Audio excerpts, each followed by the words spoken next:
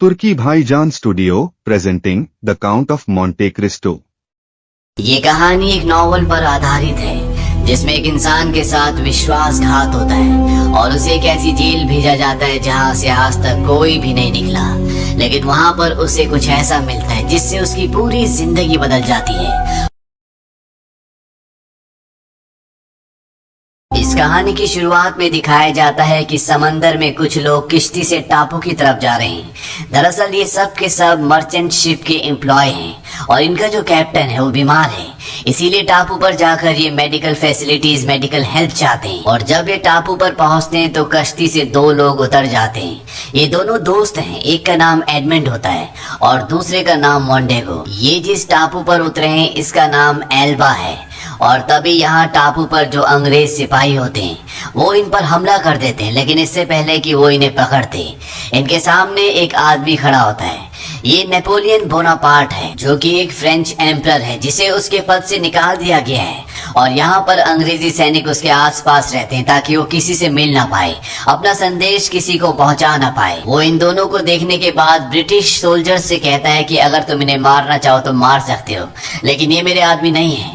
और वो इनसे पूछता है कि तुम कौन हो। ये बताते हैं कि हम मर्चेंट शिप के एम्प्लॉय हैं, हमारे कैप्टन की तबीयत ठीक नहीं है, इसीलिए हम मेडिकल हेल्प के लिए यहाँ तक आए थे। और ये सारा सच जानने के बाद अंग्रेज सिपाही इन्हें कुछ नहीं कहते। नेपोलियन बोनापार्ट इन्हें मेडिकल फैसिलिटीज देता है और रात को वो एडमंड को अपने साथ बाहर चलने के लिए कहता है। वो एडमंड को कहता है कि जिस तरह से तुमने अपने कैप्टन की जान बचाने की कोशिश की, इसने मेरे दिल को छू लिया, मैं काफी इम्प्रेस्ड हो गया हूँ।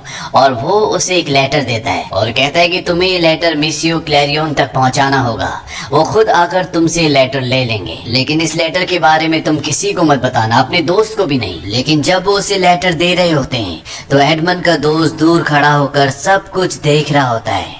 एडमंड वापस अपने कमरे में जाता है, लेकिन वो अपने दोस्त को नहीं बताता कि उसे नेपोलियन बोनापार्ट ने कोई लेटर दिया है। इसके बाद अब इन्हें यहाँ से जाना पड़ता है क्योंकि इनका जो कैप्टन होता है उसकी जान नहीं बच पाती। और जब ये वापस अपनी शिपिंग कंपनी में आते हैं तो जिस तरह से एडमंड ने अपने कैप्टन की जान बचाने की कोशिश की थी, जिस तरह से उसने फैसला लिया था, इसके लिए उसे शिप का कैप्टन बना दिया जाता है। इससे वो बहुत खुश होता है और सीधा अपनी गर्लफ्रेंड मर्सिडीज के पास जाता है और उसे बताता है कि मुझे शिप का कैप्टन बना दिया गया और अब मैं तुमसे शादी कर लूंगा। यहाँ पर उसका दोस्त मोंडेगो भी होता है जो टापू पर उसके साथ था। मोंडेगो को भी मर्सिडीज से प्यार है। दरअसल ये तीनों के तीनों बचपन के दोस्त हैं, लेकिन मर्सिडीज एडमंड से प्यार करती है।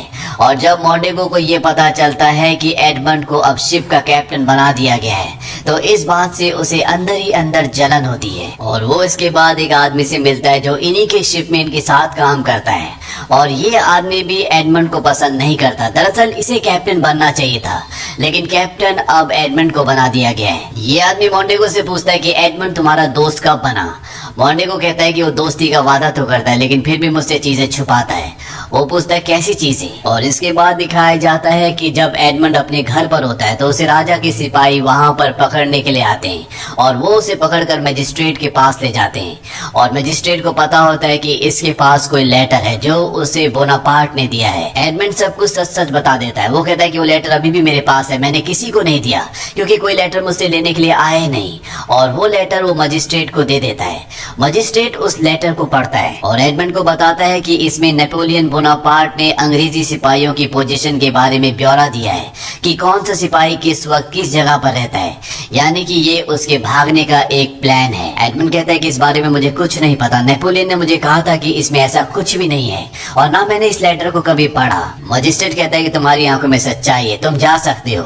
और जब वो जा रहा होता है तभी मजिस्ट्रेट पूछता है क्या तुम्हें पता है कि ये लेटर कौन लेने आने वाला था। वो कहता है कि हाँ, मिसियो क्लैरियन। ये नाम सुनने के बाद मजिस्ट्रेट इस लेटर को जला देता है और वो एडमंड से पूछता है क्या तुमने इस लेटर के बारे में या मिसियो क्लैरियन के बारे में किसी को बताया। वो कहता है कि नहीं। मजिस्ट्रेट कहता है कि तुम्हें मेरी वजह से बहुत तकलीफ हुई, इसीलिए मेरे लोग तुम्हें बग्गी से घर छोड़ आएंगे। एडमंड उसकी बग्गी में बैठ जाता है और बग्गी को बाहर से लॉक कर दिया जाता है। एडमंड समझ जाता है कि उसे गिरफ्तार कर लिया गया है, लेकिन एडमंड यहाँ से भागने में कामयाब हो जाता है और वो सीधा अपने दोस्त मोंडेगो के पास जाता है और उससे बताता है कि जब हम टापू पर थे तो वहाँ पर मुझे नेपोलियन बोनापार्ट ने एक लेटर दिया था और वो लेटर उसके जासूस के लिए था, मैंने तुम्हें बात नहीं बताई। उसका दोस्त बोलता है कि ये बात मुझे पता थी, मैंने नेपोलियन बोनापार्ट को लेटर तुम्हें तुम्हें देते हुए देख लिया था, और जब रात को तुम सो रहे थे तो मैंने उस लेटर को पढ़ लिया था और मैंने मजिस्ट्रेट को ये बात बताई है। एडमंड को कुछ भी समझ नहीं आता कि उसके सबसे करीबी दोस्त ने उसके साथ ऐसा क्यों किया।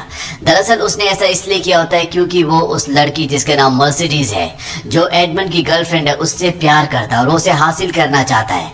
एडमंड यहाँ से भागना चाहता है, लेकिन मोंटेगो उसे तलवार की नोक पर यहाँ पर रोकने की कोशिश करता है। इन दोनों के बीच में तलवारबाजी होती है, लेकिन एडमंड तलवारबाजी में इतना अच्छा नहीं होता, इसीलिए वो उससे हार जाता है।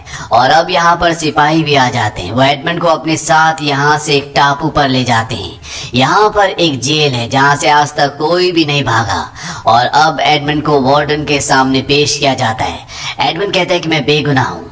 वार्डन कहता है कि हाँ, मुझे पता है, अगर तुम गुनहगार होते तो तुम्हें यहाँ पर कभी भी नहीं लाया जाता, तुम्हें फ्रांस की किसी जेल में कैद कर दिया जाता। और इसके बाद वार्डन उसे बहुत बुरी तरह से मारता है। वो कहता है कि हर साल एक बार मैं प्रसाद अपने कैदियों को जरूर देता हूँ, और उसके बाद उसे एक सेल के अंदर डाल दिया जाता है। यहाँ पर एक छोटी सी खिड़की है और एक लकड़ी का दरवाजा जो साल में सिर्फ एक ही बार खुलता है, जब वार्डन अपने कैदियों को मारता है। धीरे धीरे वक्त बीतता है और आज एडमंड को इस जेल में, जिसका नाम सेटुटी है, पूरा 1 साल हो चुका है। और वार्डन एक बार फिर आता है और वो एडमंड को बहुत बुरी तरह से मारता है। धीरे धीरे एडमंड की हिम्मत टूटना शुरू हो जाती है और वो अपनी जान लेने की कोशिश भी करता है, लेकिन तभी वो दीवार पर देखता है जहाँ पर उसने लिखा होता है God will give me justice, यानी कि ईश्वर मुझे न्याय देगा। और वो ऐसा करने से रुक जाता है, लेकिन जैसे जैसे समय का पहिया घूमता है उसका ईश्वर के ऊपर से विश्वास उठना शुरू हो जाता है। आज उसे इस कैद खाने में पूरे 4 साल हो चुके हैं, और एक दिन जब वो अपने कैद खाने में पूरी तरह से बदहवास होता है, तभी उसे लगता है कि जमीन के अंदर से कोई निकल रहा है और यहाँ से एक आदमी बाहर निकलता है। वो एडमंड को बताता है कि उसका नाम फिरिया है। उसे लगाता है कि वो बाहर की तरफ सुरंग खोद रहा है। वो कहता है कि मैं यहाँ पर इस जेल में 11 सालों से हूँ और पिछले 5 सालों से मैं सुरंग खोद रहा हूँ। इसके बाद वो एडमंड को कहता है कि मैं तुम्हारे कंधों पर खड़ा होना चाहता हूँ, और वो उसके कंधों पर खड़ा होकर खिड़की से बाहर देखता है। वो आसमान को देखता है, इससे उसे बहुत खुशी होती है। वो एडमंड को कहता है कि आज 11 सालों के बाद मैंने आसमान देखा है। और अब वो एडमंड को जिस सुरंग से खुद आया था उसी सुरंग से अपनी सेल में ले जाता है, और एडमंड को कहता है कि मैंने गलत दिशा में सुरंग खोदी, लेकिन अब मुझे पता है कि सही दिशा किस तरफ है, और हम दो भी हैं, हम दोनों मिलकर सुरंग खोदेंगे और 8 सालों में हम बाहर जाने का रास्ता निकाल लेंगे। यानी कि इन्हें सुरंग खोदने में पूरे 8 साल लगेंगे, और एडमंड को ऑलरेडी यहाँ पर 7 साल हो चुके हैं। एडमंड उसकी बात पर हंसता है। फेरिया उसे कहता है कि अगर तुम मेरी मदद करोगे तो बदले में मैं तुम्हें एक बेशकीमती चीज दूंगा। जो भी मैंने जिंदगी में सीखा है, साइंस, फिलोसफी, इकोनॉमिक्स, मैथमेटिक्स, वो सब कुछ मैं तुम्हें सिखाऊंगा। और एडमंड अब उसकी हेल्प करने के लिए तैयार हो जाता है। यहाँ पर वो एडमंड को तलवारबाजी करना भी सिखाता है, क्योंकि वो तलवारबाजी में बहुत माहिर होता है। एडमंड को एक दिन में 2 बार अपनी सेल में जाना पड़ता है। एक बार उस वक्त जब टॉयलेट की बकेट लेने के लिए गार्ड आता है, और दूसरी बार तब जब वो खाना देने के लिए आता है। और जो भी सुरंग से मिट्टी निकालते हैं वो उसे अपनी टॉयलेट की बकेट में डाल देते हैं, ताकि गार्ड उसे ना देखे और उनके वेस्ट मटेरियल के साथ वो डर्ट को, यानी कि मिट्टी को भी बाहर फेंक दे। धीरे धीरे वक्त बीतता है और अब एडमंड हर चीज में कौशल प्राप्त कर रहा होता है। और एक दिन वो बूढ़ा आदमी एडमंड को बताता है कि मैं पहले नेपोलियन की फौज में था, लेकिन मैंने उसकी फौज छोड़ दी और मैं एक अमीर आदमी, जो कि बहुत ही अच्छा इंसान था, उसका सेक्रेटरी बन गया। लेकिन बाद में उसकी मृत्यु हो गई।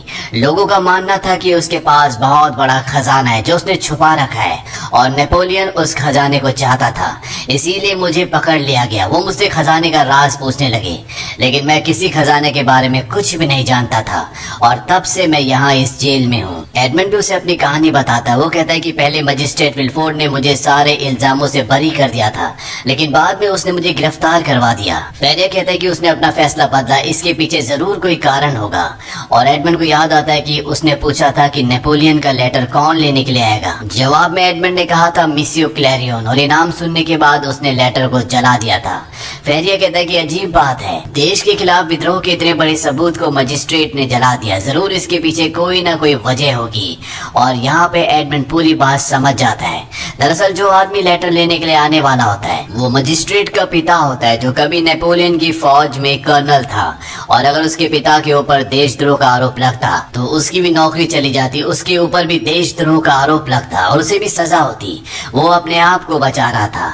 अब एडमंड को पूरी कहानी समझ में आ जाती है और धीरे धीरे ये सुरंग खोदते खोदते एक दिन एक पेड़ की जड़ तक पहुंच जाते हैं, यानी कि ये बाहर तक पहुंच गए। अब बस इन्हें ऊपर की तरफ सुरंग खोदनी है, जिसमें कुछ ही हफ्ते लगेंगे।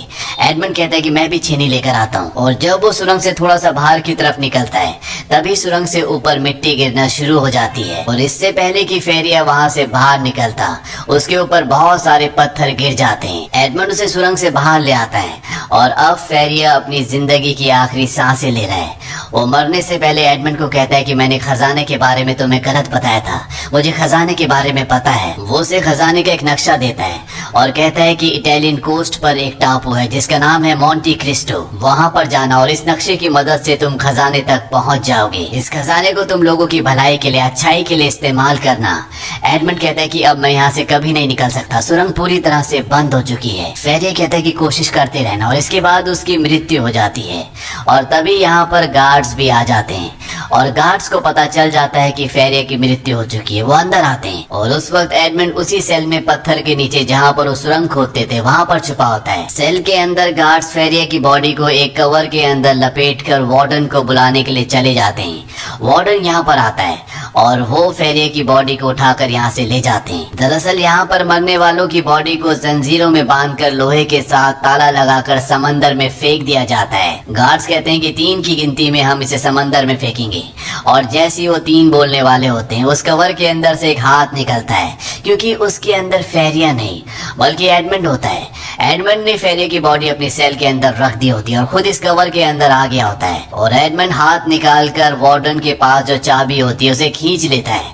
वार्डन भी समंदर में गिर जाता है। एडमंड अपने ताले खोलकर, जंजीरें खोलकर ऊपर आ जाता है, और इससे पहले कि वार्डन यहाँ से भागता, जो उस पर बहुत जुल्म करता था, वो उसे यहीं समंदर में मार देता है और खुद यहाँ से तैरता हुआ एक दूसरे टापू पर पहुंच जाता है। वहां पहुंचकर वो बहुत खुश होता है, क्योंकि आज कई सालों के बाद उसने पहली बार आजादी की सांस ली है। और तभी वो देखता है कि वहाँ पर बहुत सारे लोग बैठे होते हैं, सब के सब लुटेरे होते हैं, तो यहाँ पर अपने एक साथी को मारने के लिए आए होते हैं जिसने उन्हें धोखा दिया था, लेकिन उसके कुछ साथी चाहते हैं कि उसे ना मारा जाए। इसीलिए यहाँ पर जो इनका लीडर होता है वो कोई फैसला नहीं कर पा रहा होता। एडमंड को देखने के बाद वो कहता है कि तुम हमारे धोखेबाज साथी से लड़ोगे, और तुम दोनों में से जो जिंदा बचेगा वो हमारे ग्रुप में शामिल हो जाएगा। और अब एडमंड की और उस दूसरे आदमी जिसका नाम जैकोबो होता है, इन दोनों की चाकू की फाइट होती है, और इस फाइट में एडमंड उसे हरा देता है, लेकिन वो उसे मारता नहीं है, वो उसकी जान बख्श देता है, और साथ ही साथ सरदार से कहता है कि इसकी जान बख्श दो, इससे तुम्हारे पास एक और काबिल साथी रहेगा। सरदार उसकी बात मान जाता है, वो जैकोबो की जान को बख्श देता है। जैकोबो एडमंड को कहता है कि मैं जिंदगी भर के लिए अब तुम्हारा गुलाम हूँ। इसके बाद ये सब के सब यहाँ इस टापू से निकल जाते हैं। इसके बाद एडमंड अपने शहर लौट जाता है, जैकोबो भी उसके साथ होता है। एडमंड एक अपने पुराने जानकार के पास जाता है जो उसे नहीं पहचान पाता, क्योंकि आज 13 साल बाद वो लौटा है, उसका पूरा हुलिया बदल चुका है। एडमंड उस आदमी से कहता है कि मैं एडमंड का दोस्त हूँ, मैं उसके परिवार के बारे में जानना चाहता हूँ। वो आदमी बताता है कि एडमंड की राजद्रोह के बारे में पता चलने के बाद उसके पिता ने अपने आप को फांसी लगा ली। एडमंड पूछता है कि उस पर राजद्रोह का आरोप किसने लगाया था। वो आदमी बताता है कि विल्फोर्ड ने, जो उस वक्त यहाँ का मजिस्ट्रेट था जिसने एडमंड को गिरफ्तार किया था। इसके बाद उसका प्रमोशन हो गया, वो चीफ प्रोसिक्यूटर बन गया और पेरिस चला गया। दरअसल उन दिनों उसके पिता की किसी ने हत्या कर दी थी। यहाँ पर एडमंड को ये भी पता चलता है कि जो उसकी गर्लफ्रेंड थी जिसका नाम मर्सिडीज है, उसने एडमंड की मृत्यु की खबर सुनते ही मोंटेगो से शादी कर ली थी। मोंटेगो एडमंड का वही पुराना दोस्त है जिसने उसे धोखा दिया था, जिसकी वजह से उसे जेल हुई थी, और अब मोंटेगो अपनी पत्नी मर्सिडीज के साथ पेरिस में रहता है। ये सारी बातें सुनने के बाद एडमंड पूरी तरह से टूट जाता है और वो अब इन सब से बदला लेना चाहता है। सबसे पहले एडमंड अपने साथी जैकोबो के साथ मोंटी क्रिस्टो टापू पर जाता है और वो वहाँ पर खजाना ढूंढता है। उसे खजाना मिल जाता है जो पानी के अंदर होता है। यहाँ पर सोने से भरे हुए इतने बड़े बड़े बक्से होते हैं कि जिन्हें ये एक बार में नाव में यहाँ से नहीं ले जा पाते, लेकिन जितना भी सोना ये यहाँ से ले जाते हैं ये चाहकर भी उसे खर्च नहीं कर सकते। ये सबसे पहले पेरिस जाते हैं और वहाँ पर एक बहुत बड़ा महल खरीद लेते हैं और अब एडमंड अपना नाम बदल लेता है। वो अपना नाम रखता है काउंट ऑफ मोंटे क्रिस्टो। और सबसे पहले वो ये पता लगाता है कि मोंटेगो की कमजोरी क्या है। उसे पता चलता है कि उसने बैंक से लोन लिया है। वो अपने आदमियों को कहता है कि उस बैंक को खरीद लो, और साथ ही साथ वो जितनी भी शिपिंग कंपनीज के साथ डील करता है, काम करता है, उन सब कंपनीज को मना कर दो कि कोई भी उसके साथ काम ना करे। लेकिन अभी भी वो मौका ढूंढ रहा होता है जिससे वो मोंटेगो के करीब जा सके। मोंटेगो और मर्सिडीज का एक बेटा होता है जिसका नाम एल्बर्ट है। एडमंड अपने आदमियों से उसे किडनैप करवा लेता है और खुद उसकी जान बचाता है ताकि वो उसके परिवार के करीब पहुंच सके। और उसकी ये चाल, ये प्लानिंग पूरी तरह से कामयाब रहती है। एल्बर्ट एडमंड उर्फ मोंटे क्रिस्टो को अपने घर दावत पर बुलाता है और अपने पिता मोंटेगो से इंट्रोड्यूस कराता है। मोंटेगो उसे पहचान नहीं पाता क्योंकि उसका हुलिया पूरी तरह से बदल चुका है, और साथ ही साथ वो इतना अमीर है, इतना रॉयल है। मोंटेगो कभी सपने में भी नहीं सोच सकता कि ये उसका वही पुराना दोस्त है जिसका नाम एडमंड है। इसके बाद एडमंड यहाँ पर मर्सिडीज से भी मिलता है, और जब वो उसके साथ डांस करता है तो मर्सिडीज को भी कुछ जाना पहचाना एहसास होता है, पर वो उसे नहीं पहचान पाती क्योंकि उनके मुताबिक अब एडमंड मर चुका है। लेकिन इसी पार्टी में जब एडमंड अपनी उंगली से अपने बालों को घुमा रहा होता है तो मर्सिडीज ये देख लेती है। दरअसल एडमंड की ये पुरानी आदत होती है और वो पहचान जाती है कि ये एडमंड है। और जब एडमंड घर जा रहा होता है तो वो उसकी बग्गी में पहले से बैठी होती है। वो उसी कहती, मैंने तुम्हें पहचान लिया है। लेकिन एडमंड उसकी बात को एक्सेप्ट नहीं करता। वो कहता है कि जिसके बारे में आप बात कर रही हो वो इंसान मर चुका है। मर्सिडीज कहती है, मुझे पता है कि तुम वही हो। वो उसे बताते हैं कि मुझे मजिस्ट्रेट विल्फोर्ड ने बताया था कि तुम्हें फांसी हो चुकी है, और इसके बाद मुझे मोंटेगो से शादी करनी पड़ी क्योंकि मेरी मजबूरी थी। लेकिन वो उसकी बात नहीं सुनता और उसे बग्गी से उतार देता है। यहाँ पर एडमंड ने एक और प्लान बनाया होता है। वो मोंटेगो और विल्फोर्ड जो कि मजिस्ट्रेट था उसे यकीन दिला देता है कि उसे खजाना मिल चुका है और उसका एक शिपमेंट आ रहा है जिसे पास करवाने के लिए उसे विल्फोर्ड की जरूरत है। विल्फोर्ड मोंटेगो से कहता है कि हम किसी भी तरह से उस शिपमेंट को हासिल कर सकते हैं और सारा सोना हमारा हो जाएगा। मोंटेगो कहता है कि मैं अपने पुराने दोस्त को जानता हूँ जो हमारी इसमें मदद करेगा। और जब पोर्ट पर एडमंड का शिपमेंट आता है तो मोंटेगो का वही पुराना दोस्त जिसे एडमंड भी जानता है। दरअसल आज से कई साल पहले एडमंड को इसी के बदले शिप का कैप्टन बनाया गया था, जिस वजह से जेलस हो गया था और इसने एडमंड को फंसाने में मोंटेगो का पूरा साथ दिया था। और जब भी यहाँ पोर्ट पर उसका खजाना चुरा रहे होते हैं तभी यहाँ पर एडमंड आ जाता है। उसके साथ पुलिस भी होती है और इस आदमी को अरेस्ट कर लिया जाता है। इसके बाद एडमंड सीधा मजिस्ट्रेट विल्फोर्ड के पास जाता है जो स्पा रूम में होता है, और उसे एडमंड कहता है कि तुमने आज से कई साल पहले मर्सिडीज को ये झूठ क्यों बोला कि मुझे फांसी हो गई। विल्फोर्ड को कुछ भी समझ में नहीं आता। एडमंड उसे कहता है कि तुमने ऐसा इसलिए किया था कि मोंटेगो की और मर्सिडीज की शादी हो जाए। तुम दोनों ने एक सौदा किया था। तुम अपने पिता से परेशान थे क्योंकि वो नेपोलियन के वफादार थे, वो उनका साथ देना चाहते थे और तुम्हें इस बात का डर था, इसीलिए तुमने मोंटेगो को अपने पिता को मारने के लिए कहा और उसने तुम्हारे पिता का कत्ल कर दिया। विल्फोर्ड कहता है कि सच है, लेकिन तुम कभी इसे साबित नहीं कर पाओगे और ना ही मोंटेगो कभी इस बात को एक्सेप्ट करेगा। एडमंड कहता है कि हाँ, वो तो नहीं करेगा लेकिन तुमने कर लिया। और तभी धुएं के पीछे से पुलिस आती है और वो विल्फोर्ड को उसके पिता की हत्या की साजिश में गिरफ्तार कर लेती है। वहीं अब मोंटेगो इस शहर से भागना चाहता है क्योंकि उसके ऊपर कर्ज है, उसके ऊपर धोखेधड़ी के कई सारे मामले हैं और साथ ही साथ अब उसके ऊपर खून का भी इल्जाम है। और वो मर्सिडीज को भी अपने साथ चलने के लिए कहता है। मर्सिडीज कहती है कि नहीं, मैं तुम्हारे साथ नहीं आऊंगी। वो कहता है ठीक है, तुम मत आओ, मैं और मेरा बेटा यहाँ से चले जाएंगे।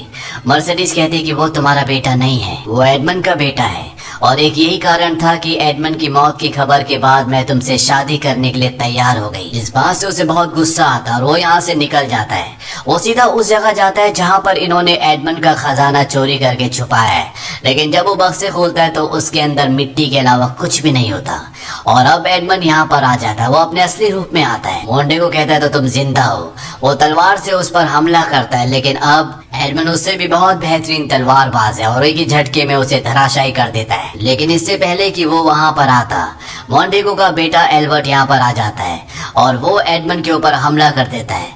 और एडमंड जब उसे मारने वाला होता है कि वहां पर मर्सिडीज आ जाती है और वो उसे बताती है कि तुम्हारे पिता मोंटेगो नहीं बल्कि एडमंड हैं। ये बात सुनकर एडमंड भी हैरान हो जाता है, लेकिन वो खुश भी होता है क्योंकि उसे मर्सिडीज और उसका बेटा वापस मिल गए। और तभी यहाँ पर मोंटेगो गन निकाल लेता है और जैसे ही वो एडमंड पर गोली चलाने वाला होता है, एडमंड का साथी उस पर चाकू से वार करता है जिससे उसका निशाना चूक जाता है और मर्सिडीज के कंधे पर गोली लग जाती है। मोंटेगो यहाँ से भाग जाता है क्योंकि गन में एक ही गोली होती है। एडमंड उसका पीछा करता है। इन दोनों के बीच में तलवारबाजी होती है और एडमंड मोंटेगो का खात्मा कर देता है। और अंत में ये दिखाया जाता है कि एडमंड उस जेल को, जिसका नाम चैटुडी है, जहाँ पर उसने 13 साल बिताए थे, उस पूरी जगह को खरीद लेता है ताकि किसी के ऊपर दोबारा से उस तरह से जुल्म ना हो जिस तरह से उसके ऊपर हुए थे। और वो कसम खाता है कि वो अब अपनी ताकत, अपनी जिंदगी को सच्चाई और भलाई के रास्ते पर लगाएगा, जैसा कि उसे जेल में फेरिया ने मरते वक्त कहा था, जिसने उसे खजाने का नक्शा दिया था। और इसी के साथ ये कहानी, ये फिल्म यहीं पर खत्म हो जाती है। ये फिल्म सन 2002 में रिलीज हुई थी। IMDb पर इस फिल्म की रेटिंग है 7.8। इस फिल्म का बजट था $35 मिलियन और बॉक्स ऑफिस पर इसने कमाई की थी $75.4 मिलियन की। उम्मीद करते हैं कि ये कहानी आपको पसंद आई होगी।